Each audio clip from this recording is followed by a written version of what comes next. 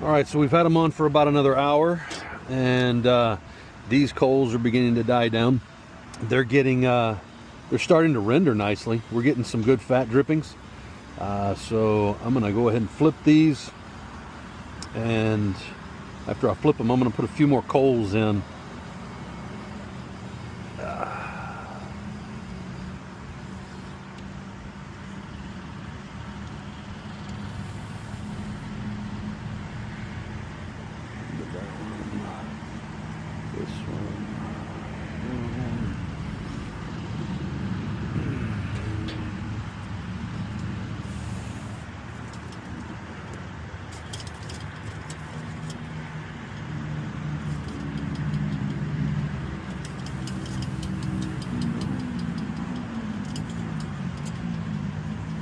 These coals are going to light off of contact with the ones that are already burning.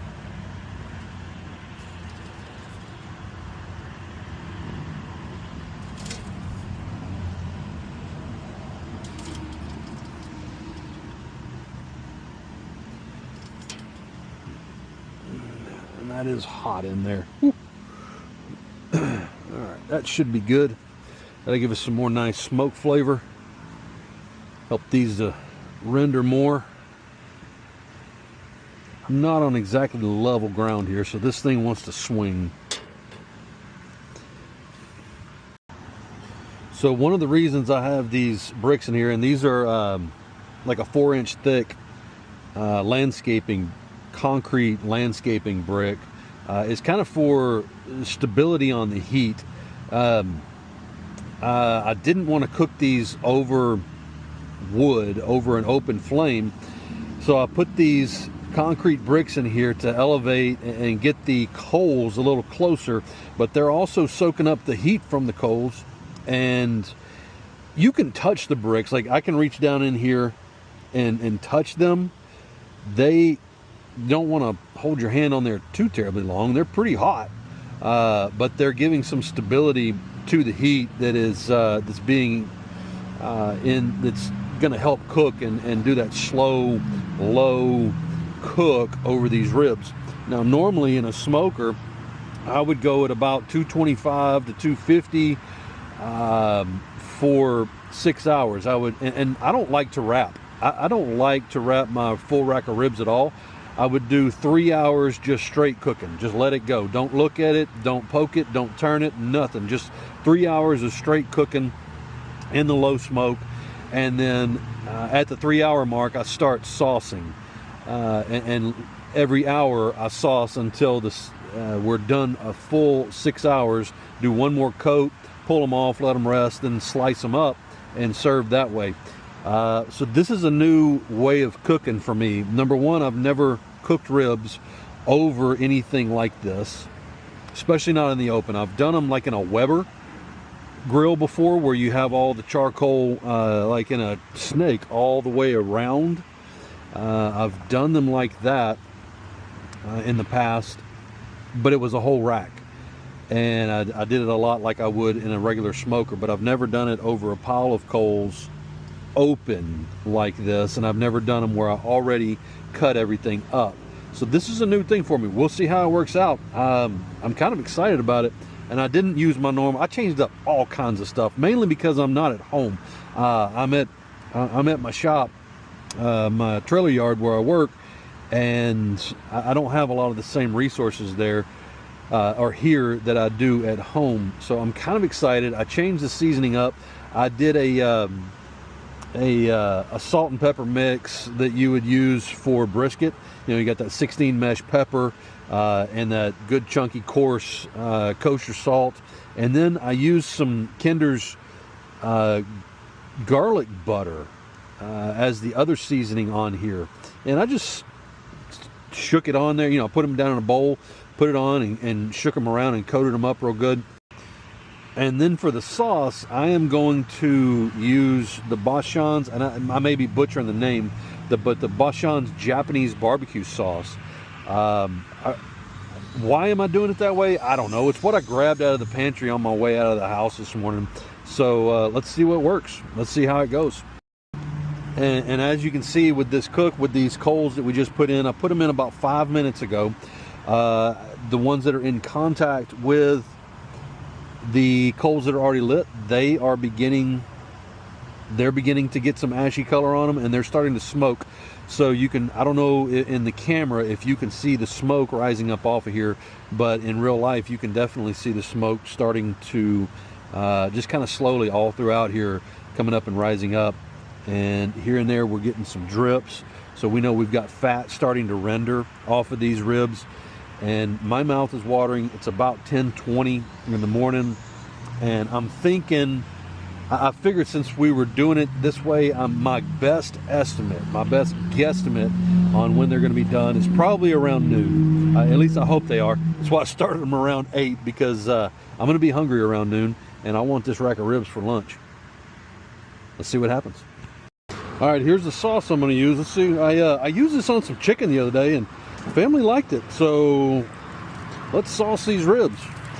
Put a little in the bottom, and then let's pull them off. You know, when I'm doing this, I'm just thinking this is how the best way to dress a salad. You put the dressing in the bottom of the bowl, put your contents in the bowl, maybe splash a little bit more over the top, and that's a good way to get it coated. Now this, I pulled that off about 30 minutes ago just to test it. The flavor so far, I'm really liking the flavor. Did this salt and pepper blend, and this is our garlic butter seasoning. Meat's still a little bit tough when I did that earlier. We're getting more tender. We're getting there. Dang, that is good. That is good.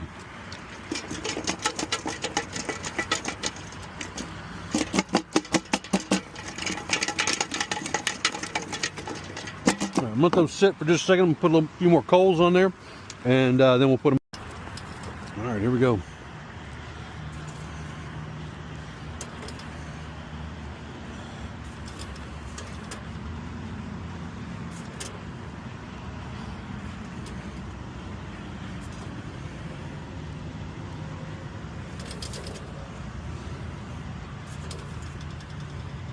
So it's about 11:30 ish. We're gonna go for about, I think, maybe another 40 minutes to an hour. We'll see.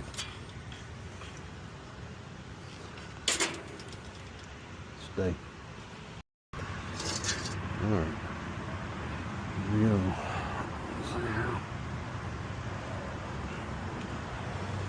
That piece that I tried that's the end of the rib, and it was off of that one right there. Oh, this smells amazing. Japanese barbecue sauce. Tell you what, this is going to be the second time I've cooked with it. Like I mentioned the other day, I did some chicken with it. The family liked it, even the picky one. So I don't know. You know, a lot of barbecue sauces, they're either too vinegary for some simple taste buds, or too sweet for me, and I just don't like a really sweet barbecue sauce. But this Japanese barbecue sauce is not really sweet. It's kind of semi-sweet. It almost reminds me of like a teriyaki sauce. It's got some sweetness, but it doesn't have that vinegary flavor in the back. Yeah, it's got that kind of a teriyaki flavor. I don't know. I'm kind of digging this Japanese barbecue sauce. We'll see how it winds up on these ribs. You can see we're starting to get some smoke off these new coals, so we're getting more heat on there. Man, I'm pumped. That bite that I had, it was starting to get tender. So I'm thinking maybe another 30-40 minutes here. Wash my hands. All right, so it is, they've been going for about 30 minutes with the sauce on them and these new coals. And I put a couple of chunks of burnt out oak over them as well. Let's flip all this stuff. So we're getting a little more heat under it. And you can see we're rendering nicely. Yeah, woo! Yeah.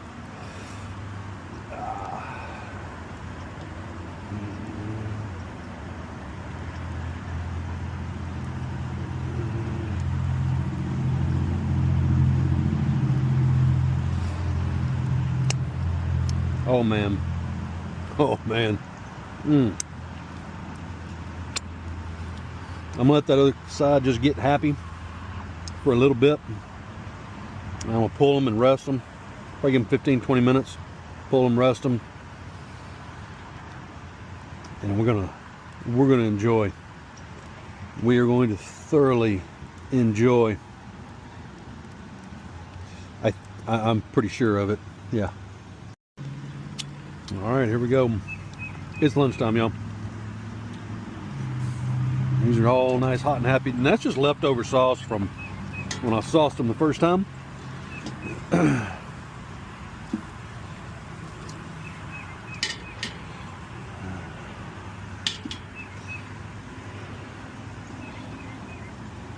Put them in this pot, cover it up, let it rest for, these are all obviously small pieces, so it's not like a big hunk of meat needs to rest forever. We'll probably do a 10-minute rest on this.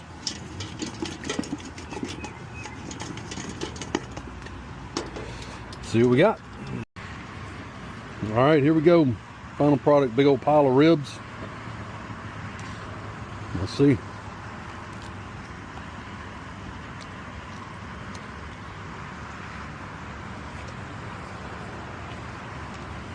Oh man.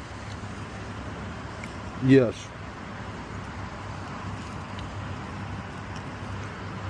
Now, I did not pull the membrane off of here.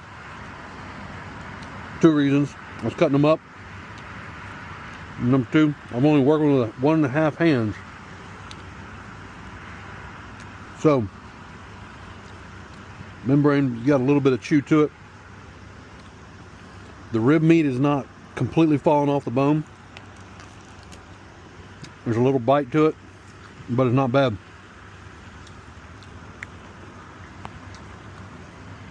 Probably could be a little bit more tender, but as far as flavor goes, man, these are phenomenal. I gotta turn this camera off and enjoy.